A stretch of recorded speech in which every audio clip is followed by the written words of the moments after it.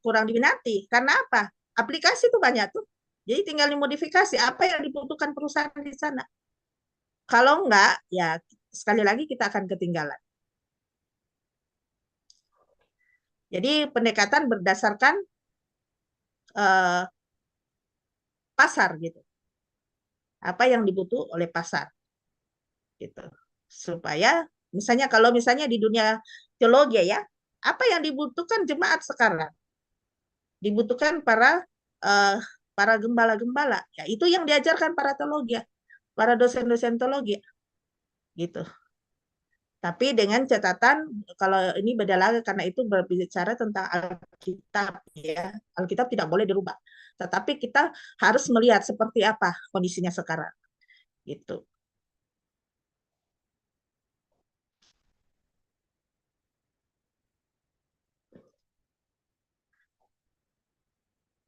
Kalau mungkin saya pernah kasih contoh juga ini bisa juga dilakukan waktu saya sering bawa mahasiswa langsung ke perusahaan-perusahaan.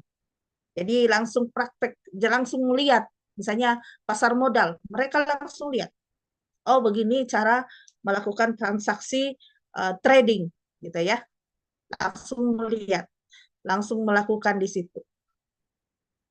Dan kerjasama, well,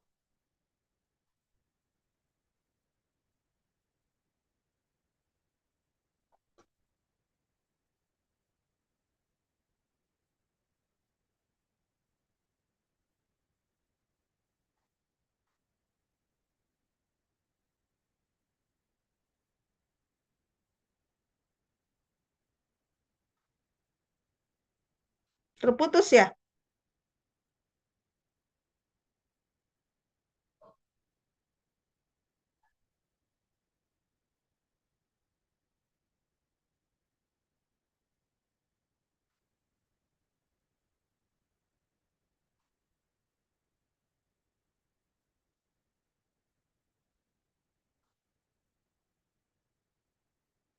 Masih jalan, masih Terputus jalan. ya. Ya.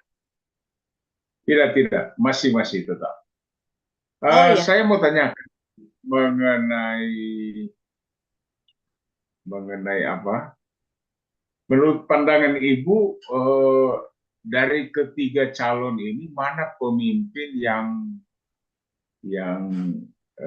secara menyeluruh ya, yang harus nggak usah menuju kepada perorangan, tetapi program-program yang cocok dari aspek ekonomi bisnis itu dan manajemen politik itu, kira-kira yang bagaimana cocoknya ke depan? Karena saya orang akademisi dan saya kemarin lihat, uh, saya sering mengikuti apa yang ada di EBI, ada apa yang di sosial media. Uh, jadi cukup berat sih ya. Tetapi saya lihat dari positifnya yang memaparkan uh, apa namanya visi misi, kan dari visi misi para paslon ini kita bisa melihat bahwa sungguh mereka punya uh, wawasan yang luas tentang apa yang harus dilakukan 5 tahun ke depan gitu. Kalau saya sendiri ya apa disebut ininya nggak usah ya. Nggak usah. Yang, yang, Oh ya yang udah. bagaimana, yang program bagaimana cocok ke depan supaya Program Indonesia ini menjadi Indonesia yang lebih baik ke depan. Menurut Ibu, ya, program yang menurut bagaimana? saya Ya kita jangan harus dulu lihat sebut. track recordnya yang bagus. Sekali lagi yang saya katakan tadi, kita menganalisis kelebihan kekurangan. Tentunya paslon tidak ada yang sempurna, tetapi kita memilih yang terbaik. Nah, saya lihat program-programnya mereka yang ini luar biasa. Saya lihat track recordnya dari dia dapat apa namanya award secara internasional, dapat dia bisa berkompetisi nasional ya, nasional oke, internasional oke, banyak hal yang dibangun secara nasional, oke. Di bidang keagamaan dia secara apa namanya tidak memilah-milah mana agama yang minoritas dan mayoritas dia samakan. Jadi dia saya lihat rekodnya dia pernah membantu para hamba-hamba Tuhan. Eh, Bukan saya yang saksikan ya, dari banyak kesaksian dari para hamba Tuhan yang dia bantu. Kemudian secara karena saya pernah bergaul, bahkan mungkin 80% teman saya itu eh, berbeda agama dengan saya, dan saya pelajari juga cukup bagus secara keagamaannya. Dia kalau takut sama agamanya, takut sama Tuhannya, berarti dia itu orang yang baik gitu ya. Uh, jadi orangnya humble juga kalau saya lihat, tutur katanya bagus, dia bisa mengayomi gitu ya, mengayomi semua orang ya. Saya lihat ketika kemarin dia ke Sulawesi, dia bisa bergaul dengan siapa aja di situ, orang-orang dia bisa rangkul. Kemudian anak muda yang saya ini ya, Siapa, dia Bu? itu kan Siapa? Kira-kira siapa kan yang katanya Ibu nggak boleh punya sebut calon? nama. Nah, sekarang kan saya tanya. Katanya eh Tadi belum. belum. Tadi kan belum. Sekarang saya nanya. Yang Oh dimaksud siapa, iya, Bu? kalau saya pastinya yang nomor satu Yang, oh, gitu, nomor satu. nomor satu ya. Eh, Oh, se dia seorang, ini mungkin karena cocok sama Ibu ya, sebagai dosen.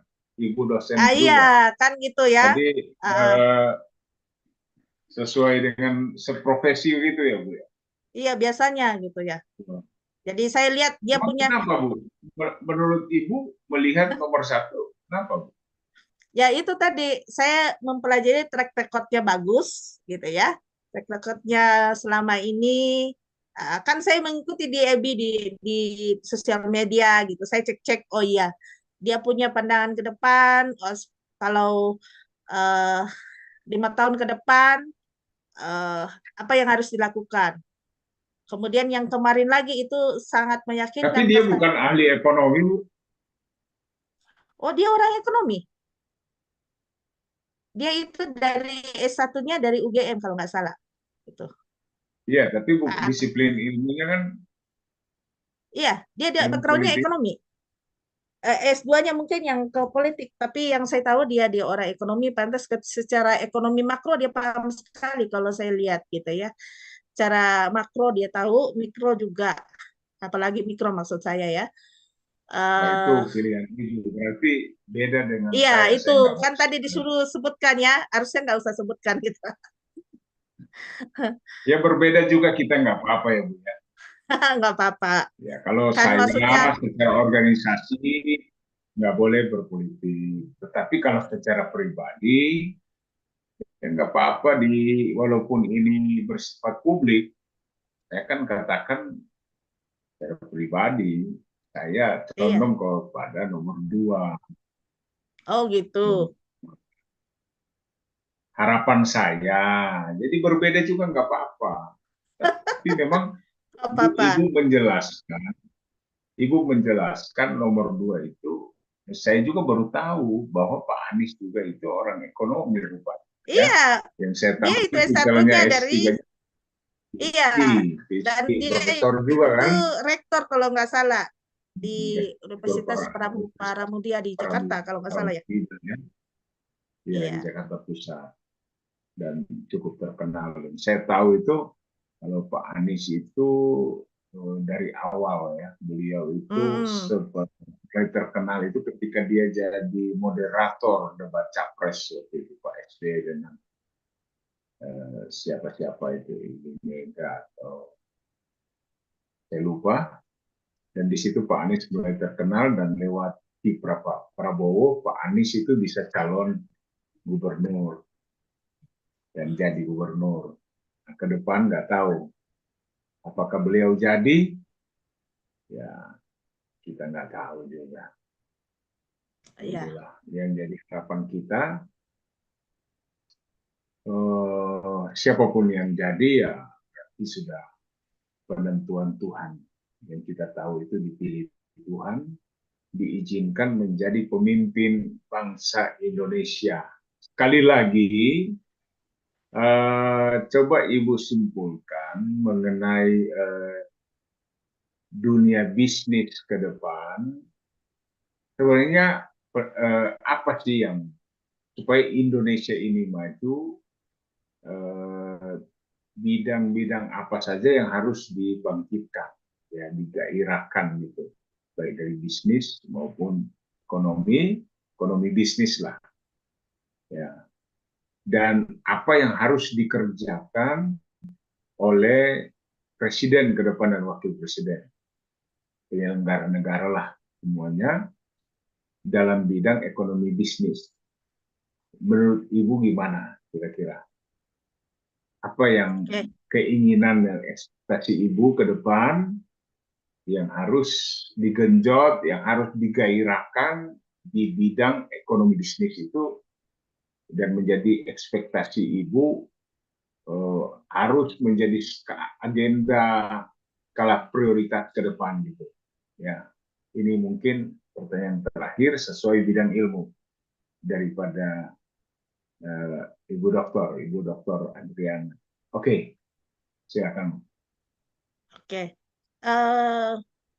Bisnis, kalau kita berbicara bisnis ya, banyak sih yang harus dikembangkan ya. Dan salah satunya adalah setiap daerah di Indonesia itu punya kearifan lokal yang berbeda-beda. Sebenarnya itu bisa digali lebih dalam eh, supaya apa namanya menjadi suatu hal yang punya value yang bisa ada di dunia internasional. Nah, untuk menciptakan suatu produk yang punya daya saing secara internasional, berarti kita butuh seorang pemimpin. Nah, untuk yang saya harapkan ke depan, saya sebagai orang akademisi, eh, pengusaha-pengusaha yang takut sama Tuhan, itu, ya. Kalau kita anak-anak Tuhan, pemimpin-pemimpin yang takut sama Tuhan pasti akan membuat suatu produk yang betul-betul produk yang menghasilkan nilai value yang baik, ya, tidak asal-asalan. Itu mulai dari inputnya, prosesnya, outputnya, itu semua itu dalam uh, apa namanya uh, apa namanya penuh rasa takut dalam membuat. Mulai dari dia buat bahan bakunya apa, gitu, ya. Kemudian prosesnya apa, kemudian output pasti menghasilkan produk yang bagus. Dan kalau produknya yang bagus, pastinya akan mau mau pesaing apapun dari manapun, kalau produk kita unggul pasti tetap dia ada di pasar. Karena kami sudah membuktikan juga, karena kebetulan juga kami ada usaha dan itu sudah 40 tahun tetap ada di pasar, ya. Orang udah pada ini tetap aja. Karena apa? Kita jaga, ya. Satu prinsip kita sebagai anak Tuhan, kalau bisnis juga berkat itu sudah ada yang mengatur, ya. Tidak perlu kita membuat kecurangan ke sana ke sini. Justru kalau kita buat curang sana sini itu justru ada lalang pelahap, gitu ya. Tetapi kalau kita membuat suatu produk Bagaimana dengan dengan modal, penuh modal, permodalan untuk membangkitkan UMKM ke depan? modal sebenarnya itu ada yang finansial, ada yang non finansial, ya. Orang bisa berbisnis tanpa modal. Itulah yang dikatakan modal non finansial. Kalau kita punya membangun kepercayaan kepada para investor karena produk kita yang saya katakan tadi sudah punya nilai value, itu kita tanpa apa namanya meminta investor sendiri yang akan mengait kita. Itu namanya non finansial. Kalau finansial berarti kita yang akan dalam bentuk uang, gitu ya. Nah, makanya seorang pengusaha itu, seorang pelaku UMKM khususnya karena banyak, yang paling banyak di Indonesia adalah UMKM, adalah kita perlu mempunyai namanya sosial kapital. Sosial kapital ini yang bisa menggerakkan modal non finansial. Karena itu saya buktikan juga Saya cuma ngomong-ngomong, orang percaya bisa. Pihak perbankan oke, pihak supplier juga yang konsumen produk kita. Kalau kita nggak punya modal sosial yang bagus, bagaimana mungkin para para pembeli itu akan membeli barang kita, gitu ya. Jadi ada trust, ada modal sosial yang dibangun, itu bisa memperkuat usaha kita sebagai pengusaha-pengusaha di Indonesia. Gitu. Oke, tentang bagaimana perkembangan atau pembangunan IKN ini, apakah Ibu setuju dan sebenarnya apa dampak ke depan kira-kira IKN terhadap Uh, masyarakat Indonesia pada umumnya? Oke, itu Ibu masalah kota IKN. negara, Ya, yang di Kalimantan, eh, ya. kita perlu menganalisa lebih dalam lagi. Apakah betul itu suatu kebutuhan bangsa Indonesia atau cuma suatu keinginan? Ya, karena toh di daerah-daerah lain masih ada daerah yang belum mapan. Kalau misalnya mau membangun ini, kita bangun semua. Kalau di sana cuma cuma satu yang mau dibangun nanti ya. Ini di zaman IT sekarang untuk kantor bisa juga ini berkantor digital seperti ini. Nggak perlu buat ini. Kembali lagi, apakah itu suatu yang urgent? Ya, dibutuhkan. Apakah betul? Itu perlu menganalisa lagi. Sekalipun Itu sudah ada tanda. pemerataan penduduk Iya, itu. pemerataan. Apakah kalau Dan kan juga itu cuma di Kalimantan mana? untuk keadilan Kalimantan. sosial, Bu. Iya, keadilan sosial betul. Apakah Kalimantan Timur. kalau Kalimantan yang lain tidak kena? Cuma Kalimantan yang itu dengan menghasilkan kalau kita bangun misalnya di masih banyak seperti di daerah yang lain, katakanlah di Toraja, ya sudah ada kota-kota kecil. Kenapa itu bukan itu yang dikembangkan? Sudah ada. Kenapa nih hutan yang mau dibuat sebesar-besar gitu? Ada apa? Kalau saya dari seorang ekonomi sering untuk hal yang kecil kita membeli sesuatu sesuai kebutuhan. Apakah kita membutuhkan? Kalau tidak butuh Berarti buat apa? Ibu Itu kurang merugikan kurang kita setuju sendiri. ya, IKN Pada itu ya, dasarnya kurang setuju. kurang setuju ya. Karena itu lagi Kenapa, Bu, kita perlu kurang setuju, menganalisa Bu? apakah Sebenarnya yang mendasar ya alasan itu itu kenapa? ya kita Ibu kota kembali lagi. dipindahkan atau boros-boros uang gitu Ah, untuk bangun IKN itu, atau belum waktunya. Sedangkan di sini alasan pemerataan, pembangunan. kita harus Ya, mendefinisikan apa itu pemerataan. Pemerataan di mana ini maksudnya? Di tempat-tempat yang lain, kalau misalnya dibangun di Kalimantan sana, itu Kalimantan itu cuma itu yang ini. Kalau pemerataan itu harus kita definisikan. Pemerataan ini kan keadilan sosial maksudnya. Kita harus artikan secara secara luas. Yang mau ini maksudnya apa, gitu ya? Harus didefinisikan karena kalau kita berbicara Indonesia bukan satu cuma ngomong Sulawesi, Kalimantan atau Jawa, tetapi banyak gitu ya. Dari Sabang sampai Merauke. Apakah kita sudah membutuhkan itu? Waktunya apakah karena waktu di situ kan Indonesia? titiknya nol gitu kan, tengah-tengah Iya, Indonesia. Terus kemudian Jakarta ini kan banjir, macet, polusi udara karena dekat hmm, dengan pabrik-pabrik, ya kan? itu Jadi membutuhkan perpindahan ibu kota negara. Kebetulan juga istana negara milik Indonesia itu nggak ada, itu warisan Belanda. Jadi perlu dibangun istana yang baru. Itu buat saya pandangan tidak ke depan masalah. dan juga membentuk satu pembangunan baru lah, ibu kota negara baru, kantor-kantor pemerintahan yang baru, ya sebagai satu kesegaran yang baru. Itu yang dipandang ya, dengan alasan pemerataan, pembangunan dan keterwakilan ada di tengah-tengah. Jangan di Pulau Jawa melulu kan semuanya. Padahal ini kan inisiatornya orang-orang Jawa kebanyakan. Ya, seperti kita kenal Pak Jokowi dan juga para elit-elit dan negarawan politisi yang lain yang memang mereka adalah orang-orang Jawa mayoritas, tapi mereka ingin ibu kota negara baru itu ada di luar Pulau Jawa, gitu kan? Nah, jadi menurut ketegasan Ibu gimana nih kira-kira, Bu Dokter nih? Ya kembali lagi, saya tetap kalau kita berdasarkan kebutuhan. Masih tetap Apakah ya Bu itu ya, masih harus dipikirkan kembali ya. perlu analisis studi kelayakan yang lebih dalam? Karena kalau membuat Berdampak nggak ekonomi Indonesia iya, menyeluruh ke depan? iya. Karena misalnya gini, kalau misalnya hanya menggunakan ini kan kalau kita info saya lihat dari berita, belum ada satu negara pun yang mau investasi di situ. Sekarang hanya Sudah investor ada yang Bu, ada di sudah dalam ada dalam negeri. di dalam negeri Nah, ya. sekarang anggaran APBN Mungkin yang seperti digunakan Mas ke Gibran depan, bilang, tunggu dulu hasil pemilu ini.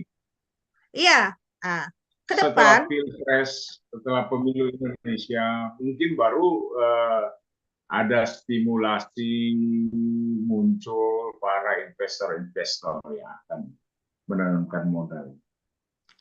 kalau menurut saya kan 1 tahun ini eh, mungkin apa namanya sebelum COVID kan banyak negara-negara lain datang dan mereka juga rata-rata itu apa namanya walaupun Pak itu sudah dilelang sih sebenarnya dia apa namanya diobral ya sampai 30 tahun untuk tidak bayar pajak kan.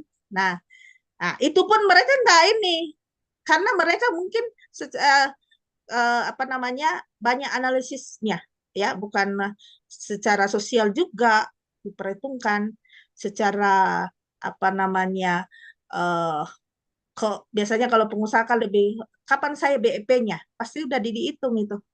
Nah, dari situ saya juga lihat bahwa oh, secara secara apa namanya profit itu kurang menguntungkan. Biasanya orang itu pengennya ini uang saya tanamkan di sini, kapan kembalinya? Kalau lama ngapain gitu.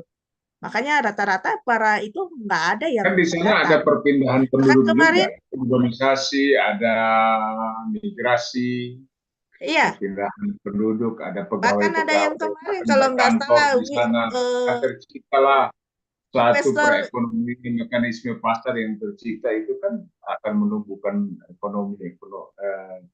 situasi ekonomi yang baru dan banyak keuntungan di dalam yang menguntungkan itu siapa ibu dulu kota ya? negara Kita baru. selalu bawa Indonesia, ya. Tetapi yang menguntungkan siapa dulu, ya? Jangan sampai kita itu, saya baru kemarin Januari ini pajak naik, gitu ya. Nah, itu jangan sampai kita selalu bawa rakyat, kemudian rakyat lagi yang turun tangan, gitu ya. Tapi ini Bahaya. sudah dijadikan undang-undang, nggak bisa ditawar lagi, Iya, harus walaupun jadi undang-undang dijalankan. perlu dia dikaji lagi. Dikaji kalau saran saya sebagai orang ekonomi perlu analisa lebih dalam lagi. Apakah Emangnya kenapa? ruginya apa, Bu? Kira-kira. Kan gini Emangnya ya, ruginya apa? Kalau kita analisa aja ya Pak. Ini ada beberapa negara yang datang, itu mereka tidak ada yang respect gitu. Katakanlah begitu ya. Ini udah 2 tahun, bukan masalah pilpresnya ya. Udah 2 tahun, nggak ada, ya, nggak ada. Berarti mereka nggak bisa melihat ada potensi di situ. Dan saya rasa bahwa mereka yang datang itu bukan orang bodoh, biasanya orang cerdas yang melihat situasi mau investasi di situ. Kenapa nggak ada? ya Karena melihat kebetulan ini kan situasi Kalimantan itu COVID, seperti apa, undang-undang itu gitu. kalau bagi saya Hah? sudah dianalisis ke depan. Mereka sudah analisis bahwa itu Enggak. akan menguntungkan negara Indonesia dan juga Kalau jika menurut saya mereka sih, melakukan investasi, ya kan? iya, Nah, cuma karena terjadi COVID, ada pelambatan ekonomi baik secara nasional maupun internasional, mereka menunggu, apalagi menjelang transisi kekuasaan. Yang punya ide ini kan sudah akan berakhir, sudah 8 tahun, 9 tahun kan.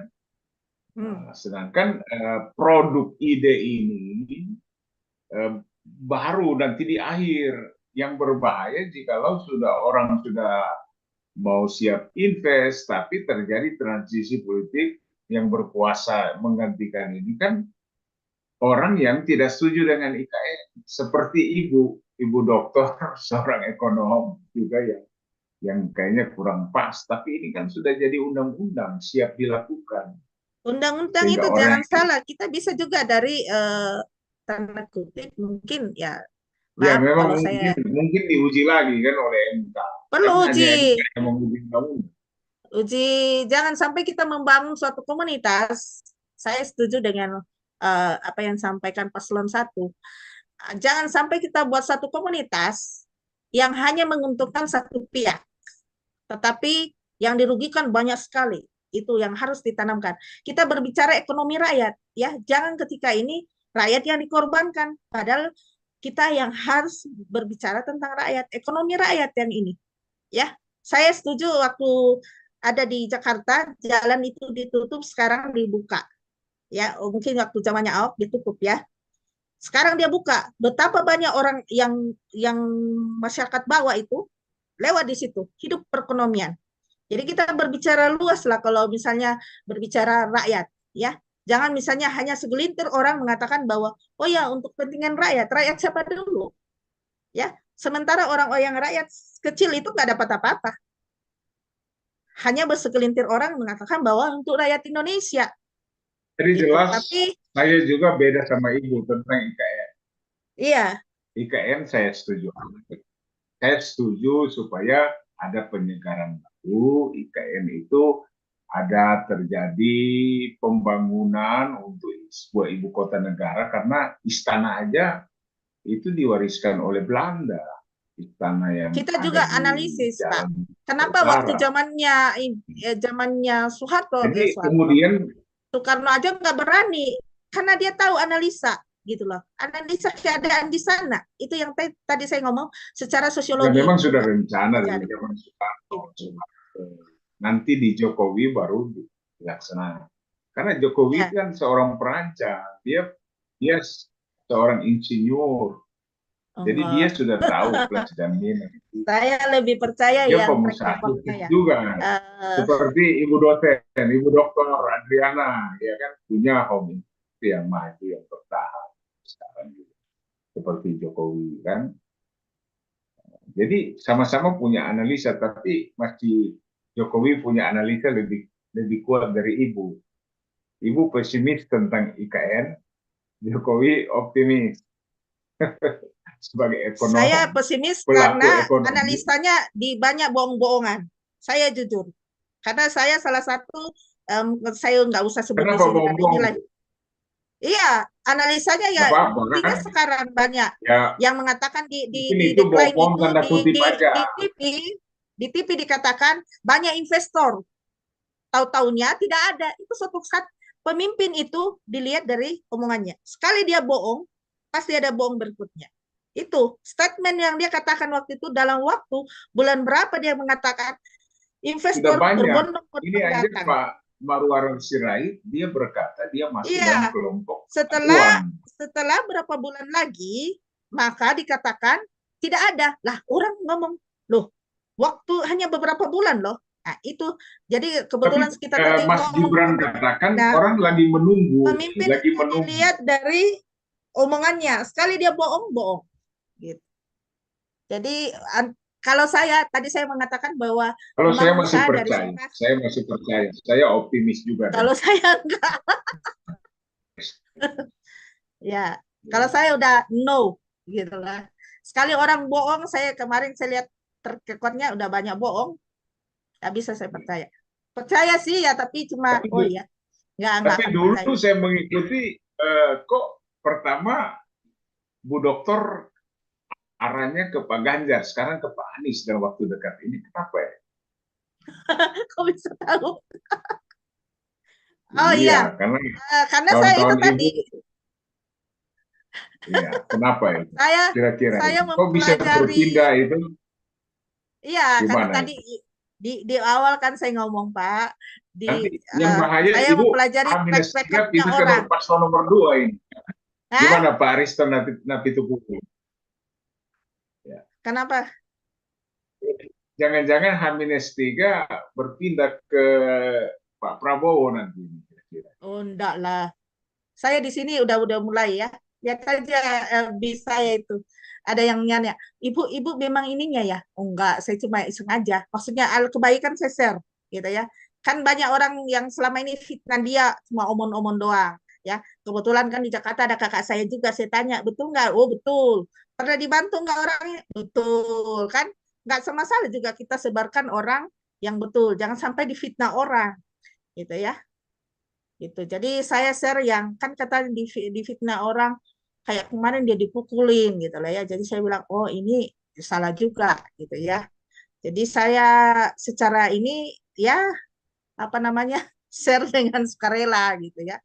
Dan saya lihat pengikut-pengikutnya Oh, memang apa namanya ada yang mungkin yang kayak saya gitu. Bahkan ada ibu-ibu ya sampai berapa mobilnya kalau nggak salah itu 100 loh disumbangkan buat itu ininya gitu ya karena dia mau ada suatu perubahan udah degetan kali dengan apa yang terjadi di Indonesia selama ini ya kita saya rasa banyak orang seperti saya pengen bangun gitu lah ya pengen melakukan sesuatu hal yang baru lah ya saya lihat itu emak-emak itu saya bilang waduh sampai segitunya banget gitulah ya. Nah, dari situ saya lihat kalau yang paslon lain kan saya lihat harus dipaksa-paksa. Kalau ini justru dia sendiri yang pasang itunya. Apa namanya?